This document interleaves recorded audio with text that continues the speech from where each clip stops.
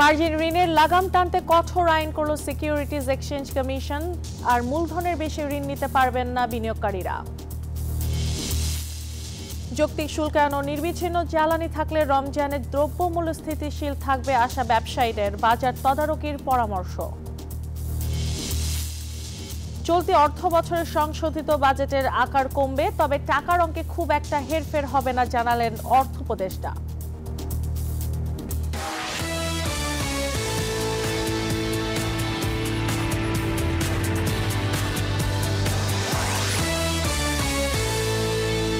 আমন্ত্রণ ব্যবসা বাণিজ্যের অর্থনীতির সর্বশেষ খবর নিয়ে নিউজ 24 এর নিয়মিত আয়োজন পূবালী ব্যাংক পেলসে বিজনেস টাইমে। সাথে আছে আমি পিঙ্কি সানোয়ার। এতক্ষণ দেখছিলেন সংবাদ শিরোনাম, এবার বিস্তারিত। মার্জিন ঋণের লাগাম টানতে কড়াকড়ি আরোপ করে আইন সংশোধন করেছে নিয়ন্ত্রক সংস্থা সিকিউরিটিজ এক্সচেঞ্জ কমিশন। এখন বিনিয়োগকারীরা তার মূলধনের বেশি ঋণ নিতে পারবেন না, একই সাথে ইকুইটি থাকতে হবে 5 লাখ টাকা। এছাড়া শিক্ষার্থী, গৃহিণী ও অবসরপ্রাপ্তরা মার্জিন ঋণ পাবেন না এমন শর্ত জুড়ে দেওয়া হয়েছে। খাত সংশ্লিষ্টরা বলছেন, বাজারে গ্যামলিং বন্ধ ও বিনিয়োগ পরিবেশ ঠিক করতে বিধিমালা সংশোধনের বিকল্প নেই। পুঁজিবাজারের জন্য গলার কাটা হয়ে দাঁড়িয়েছে মার্জিন ঋণ। বাজারে কি পরিমাণ এই ঋণ রয়েছে তার কোনো সঠিক হিসেব না থাকলেও খাত সংশ্লিষ্টরা বলছেন, মার্জিন ঋণ 18,000 কোটি টাকার কম নয়। 1999 সালের বিধিমালা অনুযায়ী পুঁজিবাজারে মার্জিন ঋণ দেয় ব্রোকারেজ হাউস ও মার্চেন্ট ব্যাংকগুলো, যা নিয়ে ফোর্স সেলে পরে পুঁজি হারিয়েছেন হাজারো বিনিয়োগকারী। এবার মার্জিন ঋণের লাগাম টানতে বেশ জটিল শর্ত আরোপ করেছে নিয়ন্ত্রক সংস্থা সিকিউরিটি এক্সচেঞ্জ কমিশন। নতুন বিধিমালা অনুযায়ী বিনিয়োগকারীরা তার নিজস্ব মূলধনের বেশি ঋণ পাবেন না, ইকুইটি থাকতে হবে 5 লাখ। এছাড়া কোনো শিক্ষার্থী, গৃহিণী ও অবসরপ্রাপ্তরা মার্জিন ঋণ পাবেন না, তবে অর্থ সচ্ছল অবসরপ্রাপ্তরা এই সুবিধা পাবেন। পাশাপাশি দুর্বল ও ঝুঁকিপূর্ণ কোম্পানিতে বিনিয়োগ নিষেধাজ্ঞা আরোপ করা হয়েছে। দেখুন, পুরো বিষয়টা যদি আমি বলতে চাই তাহলে আপনাকে জানতে হবে যে মার্জিন ঋণটা আমাদের বাংলাদেশে এতদিন মিসইউজ হতো। মিসইউজ হওয়ার কারণে আমরা যে প্রায় বলি যে 20,000 কোটি টাকার মতো অর্থনীতিতে নেগেটিভ ইকুইটি, তার একটা অন্যতম রিজন হচ্ছে যে আনপ্ল্যান্ড যে মার্জিন রোলটা ছিল। তাই আমরা যখন মার্কেট রিফর্ম করতে যাই তখন সবার আগে চিন্তা করলাম যে আসলে এই জায়গাটা যদি আমরা বন্ধ করতে না পারি তাহলে কি হবে, বাজারে কিন্তু নেগেটিভ ইকুইটি আরো বাড়তে থাকবে এবং বাজারে তারল্য সংকট দেখা দিবে।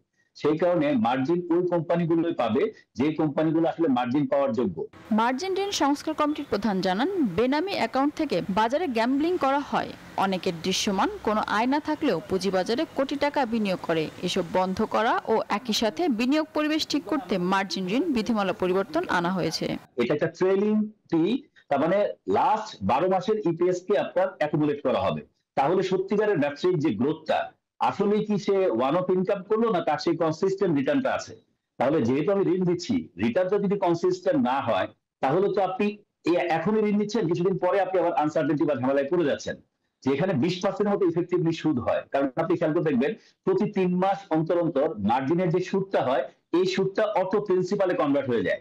তো আমরা এই জায়গায় এবার রিকমেন্ডেশন রেখেছি যে না, 3 মাসের মধ্যে যে পরিমাণ সুদ আছে এই সুদটা হয় নগদ টাকা তাকে জমা দিতে হবে, অন্য জায়গায় ব্যাংক ঋণ নিলে যেরকম সুদ দিতে হয় হয় তাকে নগদ টাকা জমা দিতে হবে, নাহলে শেয়ার বিক্রি করে অ্যাডজাস্ট করা হবে। নতুন এই বিধিমালা অনুযায়ী 5 লাখ টাকার নিচে বিনিয়োগ থাকলে মার্জিন লোন পাওয়া যাবে না। ঋণ গ্রহীতার পোর্টফোলিওতেও নিজস্ব বিনিয়োগ মূল্য 50% নামলেই ফোর্স সেল বা বাধ্যতামূলক শেয়ার বিক্রি হবে। মিনা ফেরদাউস, নিউজ 24, ঢাকা। যৌক্তিক শুল্কায়ন, মিলগুলোতে নির্বিচ্ছিন্ন জ্বালানি সরবরাহ ও চাঁদাবাজি বন্ধ থাকলে আসছে রমজানে বাজারে দ্রব্য মূল্যে অস্থিরতা তৈরি হবে না। এফবিসিসি আয়োজিত সেমিনারে এমন আশ্বাস দিলেন ভোগ্য পণ্য ব্যবসায়ী ও আমদানিকারকরা। সংকট নিরসনে প্রয়োজনে সরকারকেও নিত্য প্রয়োজনীয় পণ্য আমদানি ও বাজার ব্যবস্থা তদারকির পরামর্শ দেন তারা।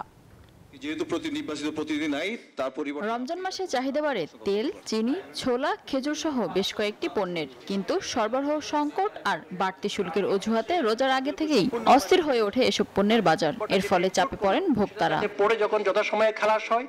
আগামী রমজানে এমন অপ্রীতিকর পরিস্থিতি চান না ব্যবসায়ীরা। বুধবার মতিঝিলে এফবিসিসিআই আয়োজিত মতবিনিময় সভায় খুচরা ব্যবসায়ীরা বলেন, পণ্য সরবরাহে চাঁদাবাজি বন্ধে উদ্যোগ নিতে হবে সরকারকে। 40 টাকার মতো আপনার পার কেজিতে ট্যাক্স নিচ্ছেন, আবার বলতেছেন যে সাশ্রয় মূল্যে ভোক্তাদের খাওয়াতে হবে।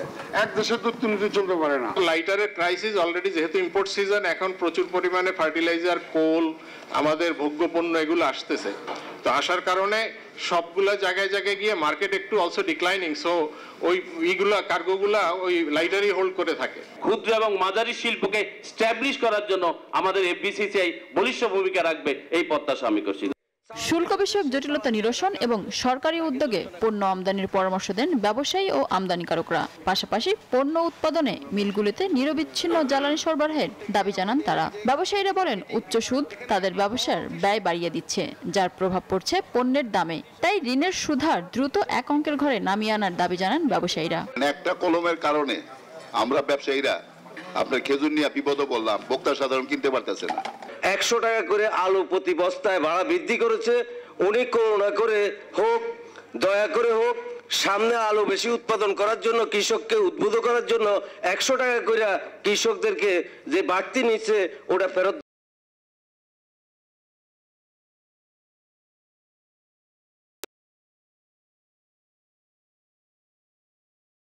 এখানে আছেন, তিনি এটা শুনলেন এবং তাদের অভিযান থাকবে ভোক্তার স্বার্থ সংরক্ষণের জন্য। এককভাবে ব্যবসায়ী সরকারি অঙ্গ সংগঠন বাজার ব্যবস্থাপনা করতে পারে না, তাই বাজার সহনশীল রাখতে বাজারে অভিযান চালানোর পরামর্শ দেন ব্যবসায়ীরা। মিনা ফেরদাউস, নিউজ 24, ঢাকা। চলতি অর্থ বছরের সংশোধিত বাজেটের আকার কমানো হবে, তবে টাকার অঙ্কে খুব একটা হেরফের করা হবে না বলে জানিয়েছেন অর্থ উপদেষ্টা ডক্টর সালেউদ্দিন আহমেদ। সকালে সচিবালয়ে সরকারি ক্রয় সংক্রান্ত উপদেষ্টা পরিষদ কমিটির সভা শেষে কথা জানান তিনি আরও বলেন, বাজেট বাস্তবায়ন করতে গিয়ে জটিলতার মুখে পড়েছে সরকার, তাই বাজেট কিছুটা কমানো হবে। নির্বাচন পর্যবেক্ষণ ও ভোট কেন্দ্রে নিরাপত্তায় 40,000 বডি অন ক্যামেরা কেনার বিষয়ে সভায় আলোচনা হলেও কোনো সিদ্ধান্ত হয়নি। নতুন পে স্কেল বাস্তবায়নে পে কমিশনের আলাদা কমিশন কাজ করছে উল্লেখ করে রিপোর্ট পাওয়ার পর সেগুলো যাচাই বাছাই করে তা বাস্তবায়ন করতে হবে বলে জানান অর্থ উপদেষ্টা। ওই সময়ের কনটেক্সটে এটা রিয়েলিস্টিক ছিল। এখন আমরা যখন বাজেট ইমপ্লিমেন্ট করি, নানা রকম ইস্যুজ আছে। প্রথম হলো অর্থের সংস্থানের ব্যাপার। এনবিআর বন্ধ থাকার ফলে আপনারা দেখেছেন রেভিনিউ খরচে এটা আমরা যাচাই করছি। তারপর যারা ইমপ্লিমেন্ট করছে তাদের ব্যাপারে কিছুটা ইস্যু আছে। সবাই তো ইমপ্লিমেন্ট করতে পারে না সবভাবে, অনেক রকম ইস্যু চলে আসে। তবে একেবারে ড্রাস্টিক্যালি একেবারে আমাদের এই বাজেট থেকে যেটা খুব বিরাট একটা ব্যত্যয় ঘটবে তা না, মোটামুটি কাছাকাছি। 2023 সালে দেশে প্যাকেটজাত খাবারের বাজার দাঁড়াবে $600 কোটি, বর্তমানে যা $480 কোটি মার্কিন ডলার। রপ্তানি খাতে এই খাদ্যপণ্যের অবদান দিন দিন বাড়লেও রপ্তানি প্রায় 60% গন্তব্য মাত্র 5টি দেশে। মঙ্গলবার রাজধানীর গুলশানের এক হোটেলে কৃষি ও কৃষি প্রক্রিয়াজাত শিল্প দেশের সার্বিক উন্নয়নে গণমাধ্যম কর্মীদের দক্ষতা বৃদ্ধি শীর্ষক কর্মশালায় এসব বিষয় উঠে আসে। কৃষি প্রক্রিয়াজাত প্রতিষ্ঠান প্রাণ গ্রুপের উদ্যোগে আয়োজিত কর্মশালায় মূল প্রবন্ধ উপস্থাপন করেন সিপিডির গবেষণা পরিচালক খন্দকার গোলাম মোয়াজ্জেম। প্রতিবেদনে বলা হয়, পণ্য বহুমুখীকরণে দুর্বলতা ও নতুন গন্তব্য সৃষ্টি করতে না পারায় বিপুল সম্ভাবনা থাকা সত্ত্বেও এ খাতের রপ্তানি বাজার বড় হচ্ছে না। কর্মশালায় কৃষি ও প্রক্রিয়াজাত কৃষি খাত নিয়ে কাজ করা বিভিন্ন গণমাধ্যমের সাংবাদিকেরা অংশ নেন।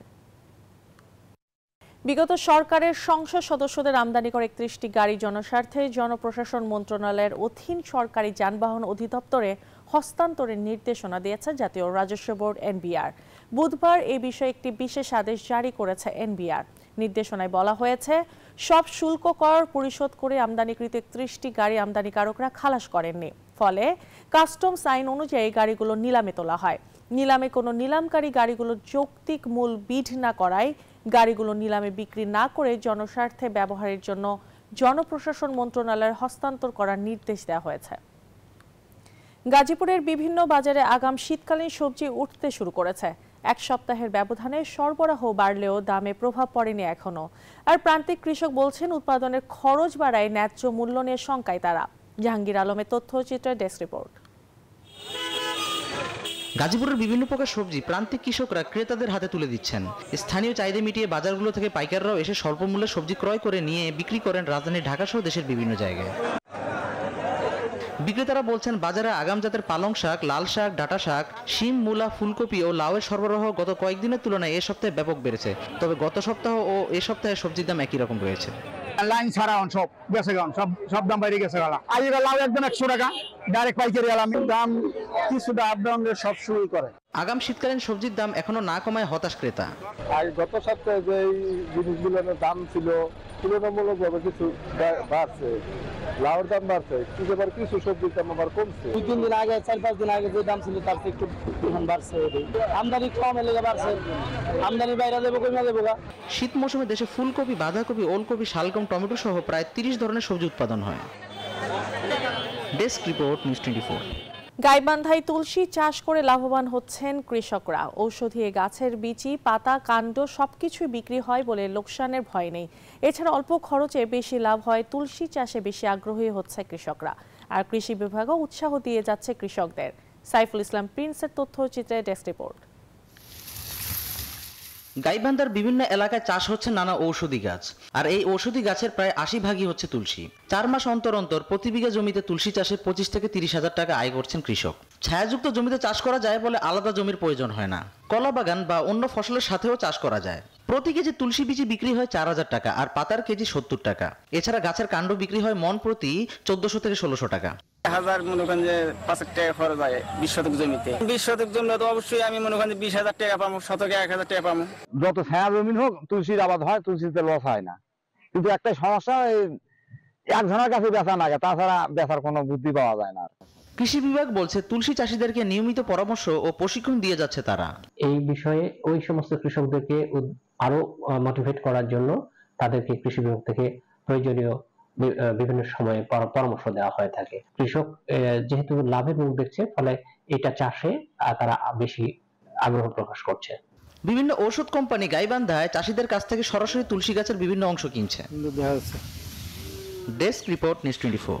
এদিকে ভোলায় ছাগল পালন করে স্বাবলম্বী হয়েছেন রিরে আলম। তিনি জানান 5 বছরে ছাগল বিক্রি করে আয় করেছেন প্রায় 10 লাখ টাকা। তার সফলতা দেখে ছাগল পালনে আগ্রহী উঠেছেন অনেকে। জুন্নু রাইহানের পাঠানো তথ্যচিত্রে ডেস্ক রিপোর্ট। ভোলায় মেঘনার ভাঙনে ভিটেমাটি হারিয়ে পরিবার পরিজন নিয়ে বেশ কয়েক বছর ধরেই বেড়িবাঁধে বসবাস করছেন নুরে আলম। জীবন জীবিকার তাগিদে ছাগল পালনের চিন্তা করেন তিনি। 5 বছর আগে মাত্র 5000 টাকা দিয়ে একটি বাচ্চা ছাগল কেনেন তিনি। এরপর আর তাকে পেছন ফিরে তাকাতে হয়নি। নুরে আলম জানান বর্তমানে 17টি ছাগল পালন করছেন। এরই মধ্যে ছাগল বিক্রি করে আয় করেছেন প্রায় 10 লক্ষ টাকা। পশু হাসপাতালের আলী ডাক্তার সে বলে যে এখানে ভালো হইব না, হ্যান ত্যান এই বিভিন্ন সমস্যা। তাই আমরা দেখতেছি এই সারাতে আনলে আর ধ্বংসতে আনলে আমার কিছু টাকা পাচ্ছে, গাড়ি ভাড়াও পাচ্ছে, ওষুধও আমার টাকা পাচ্ছে। তাকে সহযোগিতা করছেন তার স্ত্রী। নিজে তো একটু সমস্যা হয়ে যায়, কষ্ট না করলে খামো কেন? বাচ্চাদের তো আরো ভালো লাগে, বাচ্চা আরো কষ্ট করার লাগে। শীতকালে জামালো আর কি পাল্টে রোদ দেন লাগে, গরম খাবার লাগে। সংশ্লিষ্টরা জানান ছাগল পালনে নুরে আলমকে সব ধরনের সহযোগিতা করছে প্রাণী সম্পদ কর্মকর্তারা। প্রাণী সম্পদের সহযোগিতায় এবং আমাদের তত্ত্বাবধানে ভ্যাকসিনেশন করা, বিভিন্ন ধরনের সরকারি এবং প্রজেক্টের ভ্যাকসিন দেয়া, খামার ব্যবস্থাপনা, খাদ্য ব্যবস্থাপনা সম্পর্কে সে জ্ঞান এবং ধারণা নিয়ে এই বছরের পরিক্রমায় 7 থেকে 8 লক্ষ টাকার ছাগল বিক্রি করেছেন এবং আজকে তার খামারে বর্তমানে 17টি ছাগল রয়েছে এবং সবগুলো ছাগলই উন্নত মানের। নুরে আলমের সফলতা দেখে ছাগল পালনে আগ্রহী হয়ে উঠছেন অনেকে। Desk report, news 24। এই ছিল পূবালী ব্যাংক প্লাসে বিজনেস টাইম এখনকার মতো আয়োজন। এতক্ষণ সাথে থাকার জন্য ধন্যবাদ সবাইকে।